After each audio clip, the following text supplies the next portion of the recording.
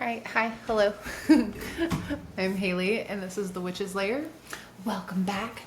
Oh my gosh, was it yesterday or today? No, it was today. See, time's a blur. Oh my gosh. Yesterday, the shift happened with Mars going into Aries and out of Pisces. So it's like, I'm so, I'm so excited because Pisces is very foggy brain and, forgetful. Just now I had my dates mixed up, and Mercury, the planet of how we think, how we communicate, how we talk, it's still in Pisces. Mercury retrograded in Pisces, and it's still in Pisces, but we're shifting out soon. Soon it'll be in Aries and it'll be all better. So the sun's in Aries and Mars and Venus. But yeah, so really good stuff. But today we're actually going to be talking about titles. And one of the big questions that I get as a mentor, leader of my circle for spiritualists and witches, one of the big questions that I often get is, what type of witch am I? What type of witch am I? And I'm just like, you're a witch. You're like, what do you mean? And so, and that goes back to all the names that are, listed out there on Pinterest and Google and everything else in between about the different types of witches. So I thought that we would cover that topic today. And hopefully for my new spiritualists out there that are stepping into the craft, hopefully this resonates. And there's something that you can take away from it all with that beginning part of your path, because really is a big question of how you define yourself. I think that's something very human of us. We feel the need to label things. We really do. It helps us process. It helps us understand. So it's not abnormal to need to have that label. But one of the most common questions that I see, and again, it's, one of the first questions that people ask me when they start their path and work with me as their mentor is, what kind of witch am I? And you go online and there's suddenly this list of different kinds of just like, there's a green witch, and it's a kitchen witch, and cosmos witch, and chaos witch, and red witch, and black witch, and eclectic and divination, and it just keeps going. And at first it seems helpful, like, okay, maybe I just need to figure out which one I am. It's just like, okay, we just kind of got to sort through it. But then it, kind of turns into this weird pressure of like, am I picking the right one? Am I doing this right? What if I resonate with one more than the other? What if I don't fully fit into any of them? And I think that's where people start to get stuck before they really get started, is focusing on this big question. And instead of actually exploring the practice, you start trying to figure out your label, and it kind of shifts the natural pull that you have to the craft and that natural bond that you have with it, with spirit, because you're so focused on the details of it. And that's why, something I just wanted to talk about today in this episode is just like, it's not in a way of to like dismiss it, because they do have meaning, but in a way that like brings it back to what it actually matters when you're walking this path. Because, the truth is, most people aren't just one of these. Trying to force yourself into one box actually like really disconnects you. Like I said, that natural pull to the craft, and what you're naturally drawn to, it really does limit when you hyper focus on it. And, when you actually look at these labels for just a second and you break them down, they're not really categories of people. They're descriptions of what someone is doing. And so if you're working with herbs and plants and the land, that, you get called a green witch. And if you're cooking with intention or working in the home and putting energy into food, you're a kitchen witch. Pulling tarot cards, using runes, pendulums, scrying, you're a divination witch. But most of us, at least me, are actually doing all those things, and it's just what you're actually practicing. You're doing all these at different points. So it's like, okay, I do all of the things. So what does that make me? What does it make you? Because at this point it starts to become really clear that, when you start to really look at these things, they're not identities, they're skill sets, and they're ways of working and ways of expression at the same time. So it's like, it's not really, I'm this one thing, I'm this other thing. They're just skills that you do. So yeah, maybe one day you are a green witch, and the next year, a cosmos witch because you've been studying more about plants, the planets and the retrogrades and the transits and things like that. And, then you're a divination witch before you go to bed, all in the same day, because you're not just the one thing, it's a skill set. So you don't, become a different kind of witch every time you light a candle or cook a meal or, pull a card. You're just engaging with different aspects of the craft. So I think that's where a lot of pressure comes from with people when they feel like they need to decide who they are, and before they even give themselves space to explore what they're drawn to. It really does disconnect you to where it's like, well, I'm a green witch and I really like working with plants, and I don't want to give up working with plants, so I have to be a green witch and I can't be anything else. And it's like, you can be both. You can be all the things. There's no limitation with this. We can't put ourselves in boxes, so when in reality, you're allowed to learn and try and shift and come back to things, and, without needing to label it, because some things you're going to use constantly, and then some things you're going to use one time or a couple times, or only in the case of an emergency. So it's like, you're gonna evolve with it and flow with it and connect with it and disconnect with it and come back to it. Right now I'm really heavy into my tarot cards, and I hadn't been before, but I am now. And it's like, I've been collecting cards and, buying decks and things like that. And I wasn't really connecting with it before, and now I am. Now I'm like daily practice with it. So that doesn't just pluck me out of what I was and into who, just a divination witch. It's just the season of life that I'm in, and where I'm at with the things that I like to do. So, but I just feel like these labels aren't identities. They're just, what it's, it doesn't make it a bad thing to be a label. To label something, it's very human. I'm not trying to disregard that and belittle and take away the fun, because it's like, well, I love being called a green witch. Be called a green witch. I love that for you. Do you have a specific shade of green, or what do you want me to call you? I'll call you whatever you want.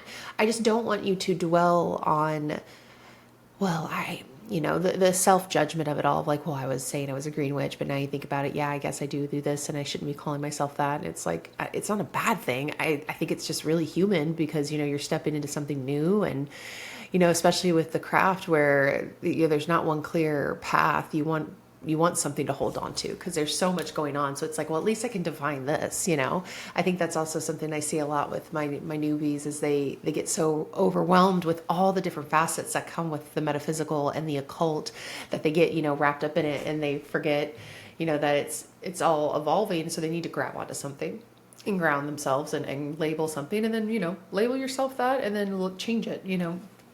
Businesses rebrand all the time. So why can't you?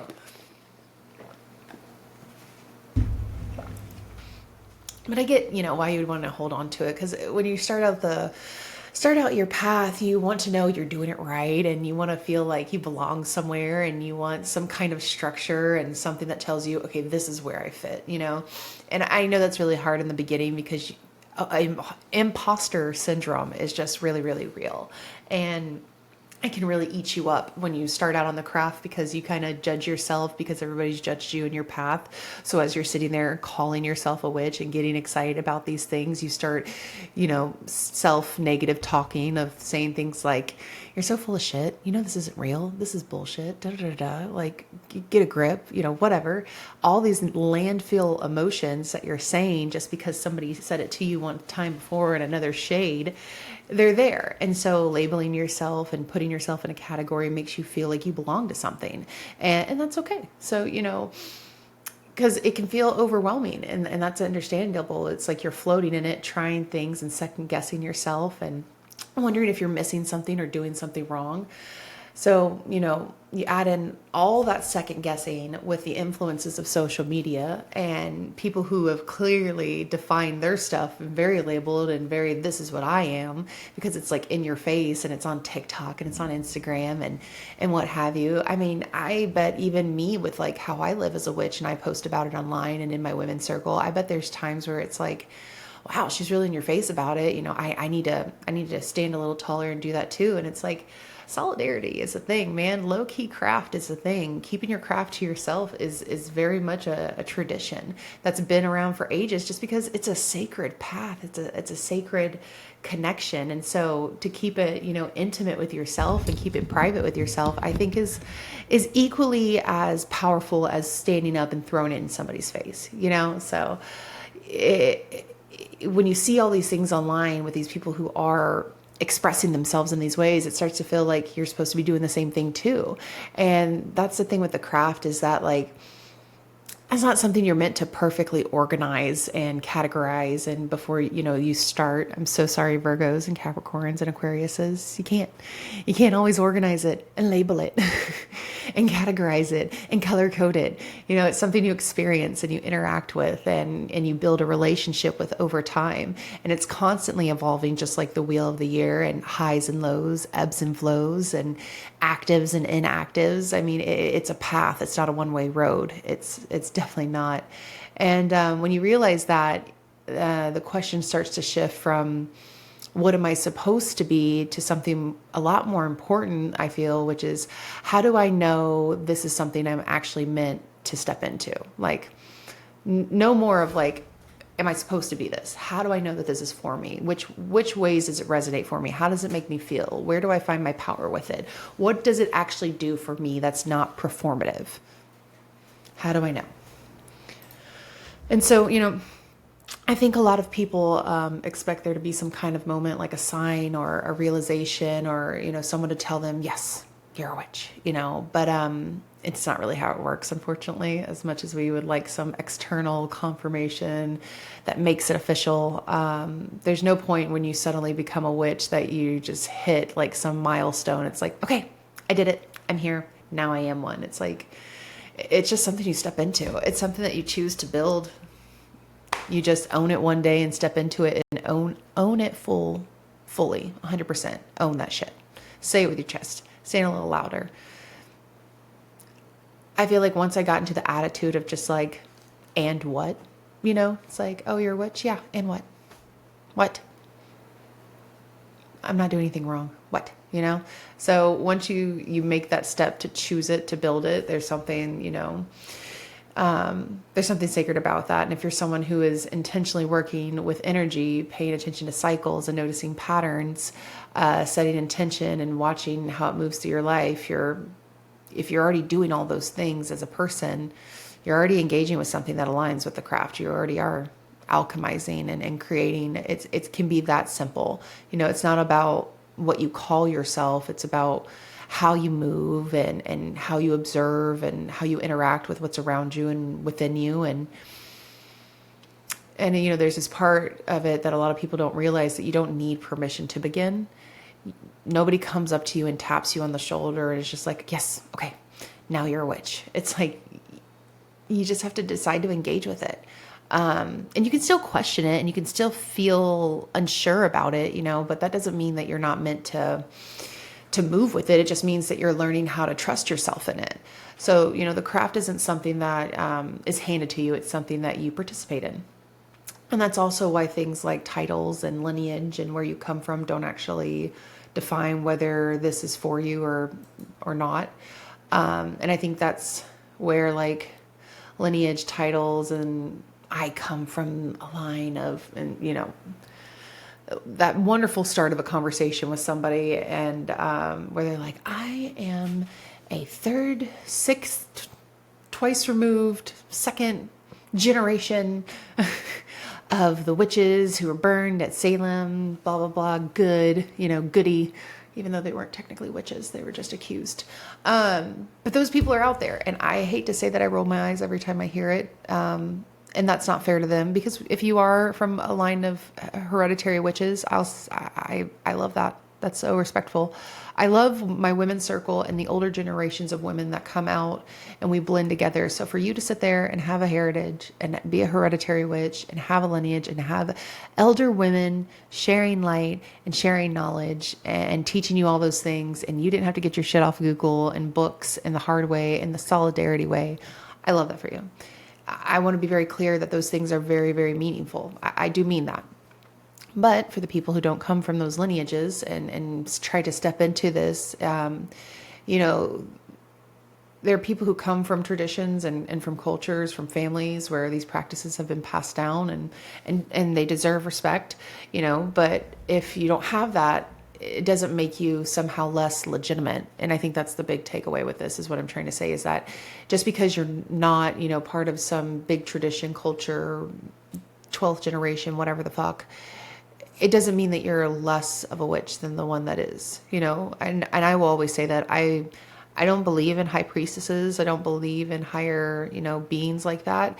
Yes, obviously there is an experience that comes with them, that they do know, you know, more than you do, and have that experience. And I love that. That's why they're elders, you know, leaders. And I just, the mindset that somebody's above you in the craft just because of whatever reason that you give them, lineage or whatever you associate with powerful, I just feel like no matter what, we're all still learning. We both don't know something. You know, I don't know something and you don't know something, and you know something and I know something. I just don't think that anybody's above, you know, as above, so below, as within, so without. So, but if you need a certain, you know, background or a certain story or a certain title to claim this path, and, you know,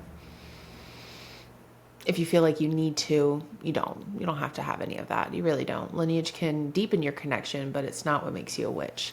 And that's actually something I say to a lot of, you know, people of color and their wonderful ancestor pools. I do know that you have something that I cannot touch, and I never will. And I respect it. I respect it so much. Your ancestors suffered and created and cultivated that power to survive and to continue to influence their families and push them and urge them and encourage them. And I think it's beautiful. I really, really do. It really deepens your connection with spirit, because I feel like ancestral work is very, very, very important and extremely sacred.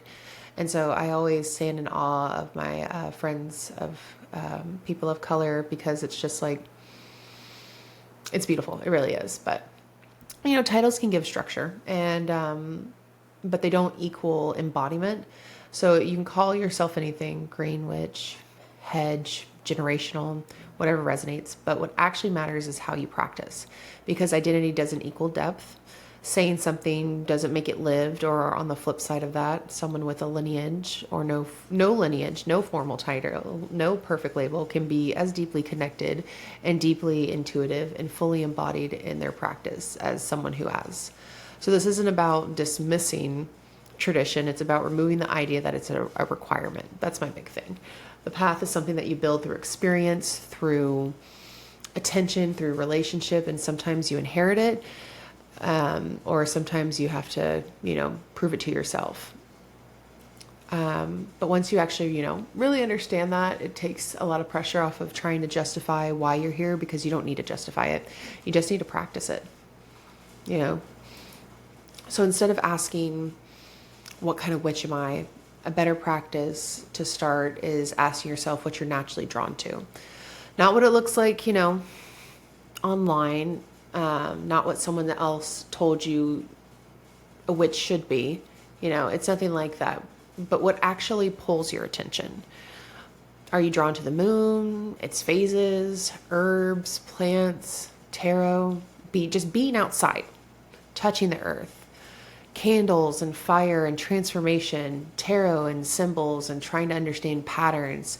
Those pulls and those interests matter, because your path isn't something that you just sit down and logically choose. It's something you notice. It shows up in your curiosity and what keeps you coming back and what feels natural to explore. And when you start paying attention to that, instead of trying to label yourself, you can stop forcing your path and start, you know, uncovering it and figuring it out. But another way to understand the path is to look at it how you've already been moving through your life, because a lot of people think that the craft is something that we separate from who we are, when really it tends to show up in ways of life that you've already been experiencing. So if you're someone who naturally nurtures people and holds space and feels their energy, that's not random. That's sensitivity to energy. If you're someone who notices patterns and reads between the lines and picks up on, you know, what's not being said, that's intuitive awareness. That's the same skill used for divination. And if you're someone who creates environments and sets moods and shifts the feeling of a space, that's intentional energy work, being able to do that. So instead of trying, to become something completely new, you just need to start realizing you've already been engaging with pieces of it, with the craft. It doesn't always have to begin as a practice. Sometimes it's just as a way of you've always been that you're just now learning to understand and to work with intentionally. For me, I'm definitely somebody who, sets environments and makes space for people and helps them. And my intuitive awareness is through the roof. It's through the roof. And that's just one of the many things that I dabble in, really. But that's where it really starts to open up, because you're not meant to just sit in one thing. The craft isn't fixed in its modality. It's not a, static identity that you choose once and stay in forever. It's cyclical. It moves, it shifts, it evolves. And, just like everything else in nature, there are some times where you feel really connected to certain things, and maybe you're, going to deepen your work with herbs and being outside and grounding into the earth. And then, you're shifting with that. And suddenly you're drawn to shadow work and introspection and pulling cards and sitting with yourself in different ways. And that doesn't just happen. That doesn't mean you've changed into a different type of witch because you went from, I was really involved outside in the earth and my herbs and my garden. And now I'm in my shadow and I'm, in my head and, this, that, and the other. So now I'm a shadow witch. I'm a dark witch, or whatever the title is. It just means that you're in a different phase. You're responding to what your energy and your life and your environment are calling for. And the same way the seasons change, the same way the moon moves through phases, your practice is going to move. And I often say that to people, because they start to guilt themselves after being on the path for so long. They're like, I'm not really, I don't really call myself a witch anymore because I'm not practicing. I haven't practiced in blah, blah, blah time. It's like, the moon has its dark side too. Like, it has its downward time, downward and inward. And I feel like you really have to respect that natural connection that you have with yourself, with nature, with the craft, because you're going to flow like nature does. You have active times and inactive times. You're active during the summer solstice and you're inactive during the winter solstice. Like, it's normal for you not to be 24/7. Every day I pull cards and I drink this tea and I leave these offerings and, I spin on my head, whatever, it's just natural that it's not, one straight path. It's a winding road. So instead of trying to lock yourself into a category and stay there, you start allowing yourself to move through it, because that's what movement is. That's what responsiveness is. It's that depth of your practice comes from, where it's not staying the same. It's knowing how to shift yourself. And that's very intimate and very important to surrender to, because if you surrender to it, it keeps you from being stuck, So your path is going to change. It's not something to resist. It's actually a sign that you're engaging with it in a real way. And a lot of people think that, if they lose interest in something or shift directions or feel pulled somewhere new, that they must have been doing it wrong before because they're no longer, there with it anymore.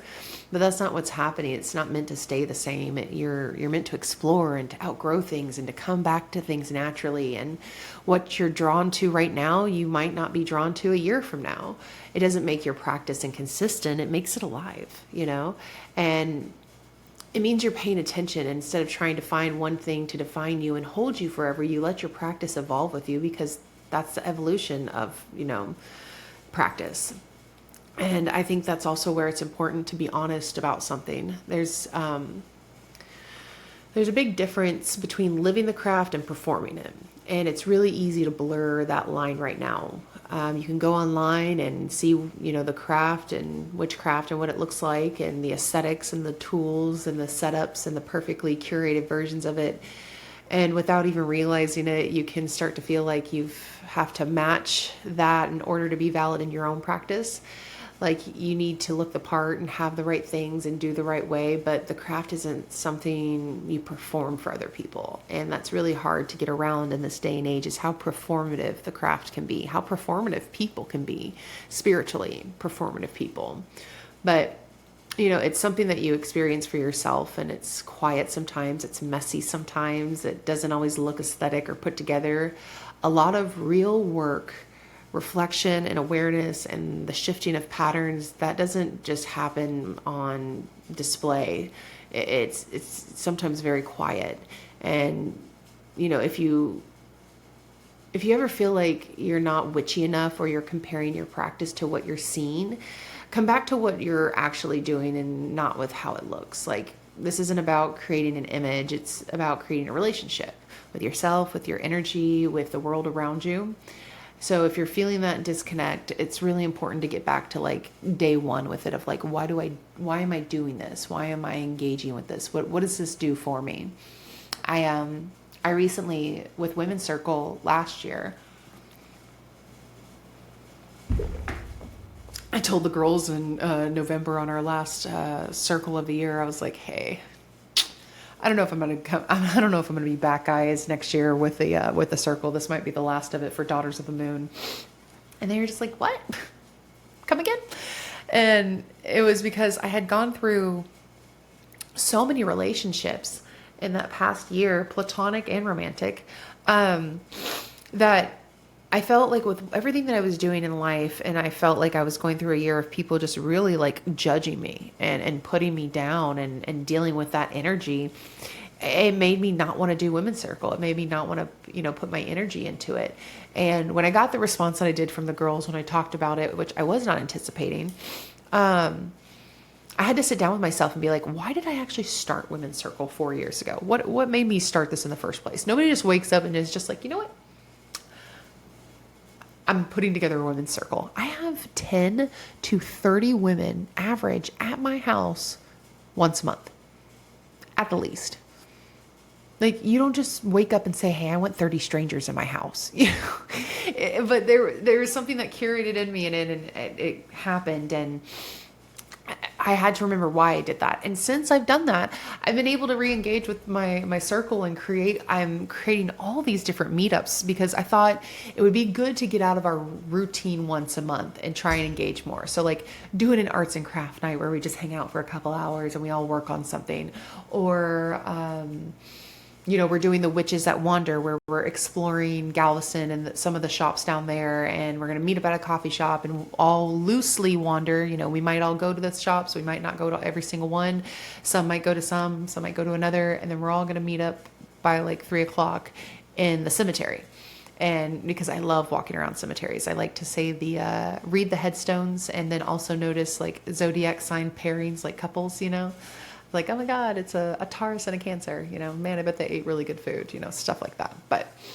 But I had to remember what brought me back to it. What was the reason I was doing it? So outside of the performative and the label and the look of it all, I had to just really look at it for me and stop worrying that I was doing it a certain way. And you really do with all of this. You have to, at some point, stop looking at it for the right way to do it and just start building your relationship with it.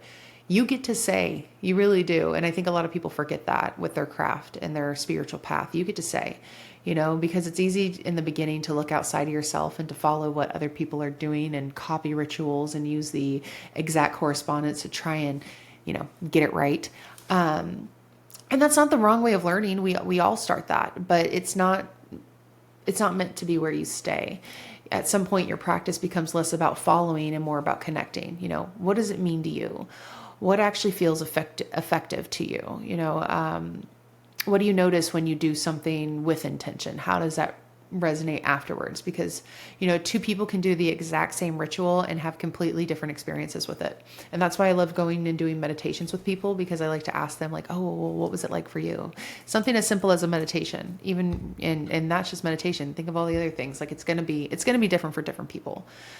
And that's just because, the power in general isn't about doing it perfect. It's about the relationship you have with what you're doing. So you start experimenting and adjusting things and letting it become more personal, not because someone told you to, but because you're actually paying attention to your own experiences. And that's where your practice stops feeling like something you've been trying to learn, and it starts feeling like something that's just yours. It really is.